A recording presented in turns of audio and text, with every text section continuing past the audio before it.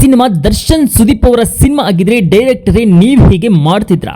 3 ವರ್ಷ ಕಷ್ಟಪಟ್ಟು ಒಂದೇ ಸಿನಿಮಾಗೆ ಡೆಡಿಕೇಶನ್ ತೋರಿಸಿದ್ದ ಹೀರೋ ಧ್ವನಿನ ಟ್ರೈಲರ್ ಅಲ್ಲಿ ಇಲ್ಲದೆ ಮಾಡಿರುವುದು ಎಷ್ಟು ಸರಿ? ಕರಾವಳಿ ಟ್ರೈಲರ್ ಸೂಪರ್ ಆಗಿದೆ. ಕರಾವಳಿ ಚಿತ್ರಕ್ಕಾಗಿ, ಕರಾವಳಿ ಭಾಗದ ಕತೆಗಾಗಿ ಅಲ್ಲಿನ ಕಂಬಳದ ರೇಸ್ ಅನ್ನ ನೋಡಬೇಕು ಅಂತ ತುಂಬಾ ಜನ ಕಾಯ್ತಾ ಇದ್ದಾರೆ. ಅದಕ್ಕೆ ತಕ್ಕ ಹಾಗೆ ಸಿನಿಮಾ ಟ್ರೈಲರ್ ಅನ್ನು ರಿಲೀಸ್ ಮಾಡಿದ್ರ, ಕುತೂಹಲನು ಮೂಡಿಸಿದ್ರ, ಎಲ್ಲವೂ ಸರಿ ಇದೆ.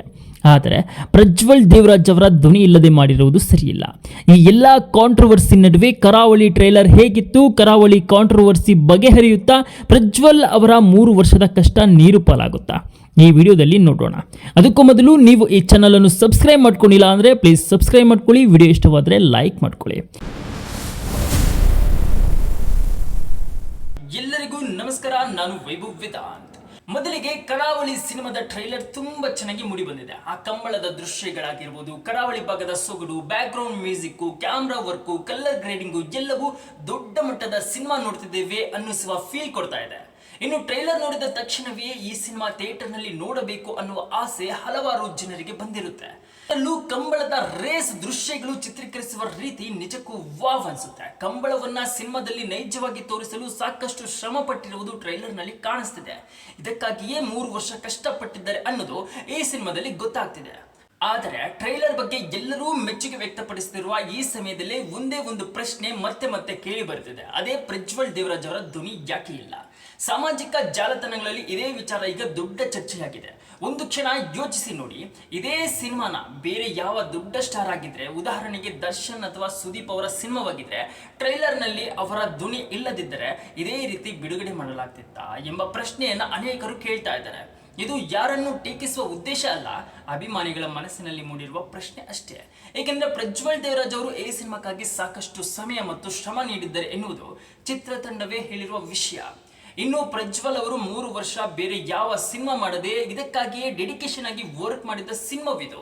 ಇಂತಹ ಸಂದರ್ಭದಲ್ಲಿ ಟ್ರೈಲರ್ ನಲ್ಲಿ ಅವರ ಧ್ವನಿ ಕೇಳಿಸದೇ ಇರುವುದು ಸಹಜವಾಗಿ ಅಭಿಮಾನಿಗಳಿಗೆ ಬೇಸರ ತಂದಿದೆ. ಅದಕ್ಕಾಗಿಯೇ ಈವೆಂಟ್ ನಲ್ಲಿ ಅವರ ಅಭಿಮಾನಿಗಳ ನಡುವೆ, ಚಿತ್ರತಂಡದ ನಡುವೆ ಜಗಳವೂ ಆಗಿದೆ. ಇನ್ನು ಅದು ಏನೇ ಇರಲಿ, 3 ವರ್ಷ ಇಡೀ ಸಿನಿಮಾ ತಂಡ ಕಷ್ಟಪಟ್ಟಿದೆ. ಒಂದು ಸಿನಿಮಾ ಗೆದ್ದರೆ ಸಿನಿಮಾ ತಂಡದಲ್ಲಿ ಇರುವವರಿಗೆ ಎಲ್ಲರಿಗೂ ಉನ್ನತ ಸ್ಥಾನ ಸಿಗುತ್ತೆ. ಈ ಮನೋಭಾವನೆ ಯಾರಿಗೂ ಬರ್ತಿಲ್ವಾ ಅಂತ ಕೋಟಿ ಕೋಟಿ ಬಂಡವಾಳ ಹೂಡಿ ಸಿನಿಮಾ ಮಾಡಿರುವ ಸಿನಿಮಾ ತಂಡಕ್ಕೆ ಕರಾವಳಿ ನಾಯಕನ ಧ್ವನಿ ಇಲ್ಲದೆ ಈ ಸಿನಿಮಾ ಬಿಡುಗಡೆ ಮಾಡುವುದಕ್ಕೆ ಹೇಗೆ ಮನಸ್ಸು ಬಂತು?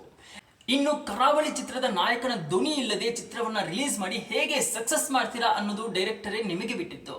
ಇನ್ನು ಇದನ್ನೆಲ್ಲ ಹೊರತುಪಡಿಸಿದರೆ ಟ್ರೈಲರ್ನ ಗುಣಮಟ್ಟದ ಬಗ್ಗೆ ಮಾತನಾಡುವುದಾದರೆ, ಟೆಕ್ನಿಕಲಿ ವೈಸು ಇದು ತುಂಬಾನೇ ಸ್ಟ್ರಾಂಗ್ ಆಗಿದೆ.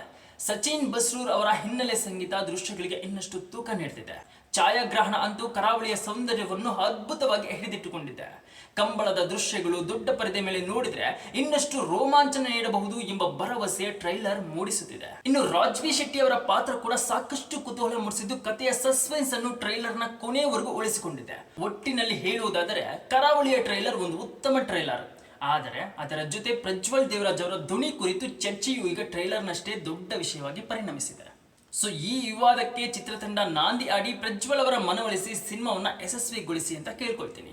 ಪ್ರಜ್ವಲ್ ದೇವರಾಜ್ ಅವರು ಕೂಡ 3 ವರ್ಷ ಶ್ರಮ ಪಟ್ಟು ಸಿನಿಮಾ ಮಾಡಿದ್ದಾರೆ. ನಾವು ಧ್ವನಿ ಕೊಡಬಾರದು ಅಂತ ಅವರ ಮನಸ್ಸಿನಲ್ಲೂ ಇರೋದಿಲ್ಲ. ಡೈರೆಕ್ಟರ್ ಆದರೂ ಅವರ ಮನವೊಲಿಸಿ ನಿಮ್ಮ ಭವಿಷ್ಯಕ್ಕೂ ಪೆಟ್ಟಾಗದೆ ಮತ್ತೆ ಮೂವಿ ರಿಲೀಸ್ ಆಗಬೇಕಾದ್ರೆ ಅವರ ಧ್ವನಿ ಸಮೇತ ಚಿತ್ರವನ್ನ ರಿಲೀಸ್ ಮಾಡಿ ಯಶಸ್ವಿಯನ್ನಗೊಳಿಸಿ. ಇನ್ನು ಬಸ್ ಇದಾಗಿತ್ತು ಕರಾವಳಿ ಚಿತ್ರದ ವಿಶೇಷ ವರದಿ. ಇದರ ಬಗ್ಗೆ ನಿಮ್ಮ ಅಭಿಪ್ರಾಯವೇನು? ಟ್ರೈಲರ್ ನಲ್ಲಿ ಪ್ರಜ್ವಲ್ ದೇವರಾಜ್ ಅವರ ಧ್ವನಿ ಇರಬೇಕಾಗಿತ್ತಾ ಅಥವಾ ಚಿತ್ರತಂಡ ನಿರ್ಧಾರವೇ ಸರಿಯೇ? ನಿಮ್ಮ ಅಭಿಪ್ರಾಯವನ್ನು ಕಾಮೆಂಟ್ ನಲ್ಲಿ ತಿಳಿಸಿ. ವಿಡಿಯೋ ಇಷ್ಟವಾದರೆ ಲೈಕ್ ಮಾಡಿ. ಇಂತಹ ಕನ್ನಡ ಸಿನಿಮಾ ಅಪ್ಡೇಟ್ಗಳಿಗಾಗಿ ನಮ್ಮ ಚಾನಲ್ ಅನ್ನು ಎಂದಿಗೂ ಮರೆಯದೆ ಸಬ್ಸ್ಕ್ರೈಬ್ ಮಾಡಿ. ಮತ್ತೊಂದು ವಿಡಿಯೋದಲ್ಲಿ ಮತ್ತೆ ಸಿಗುವೆ. ಅಲ್ಲಿವರೆಗೂ ಧನ್ಯವಾದಗಳು. ಬಾಯ್, ಟೇಕ್ ಕೇರ್.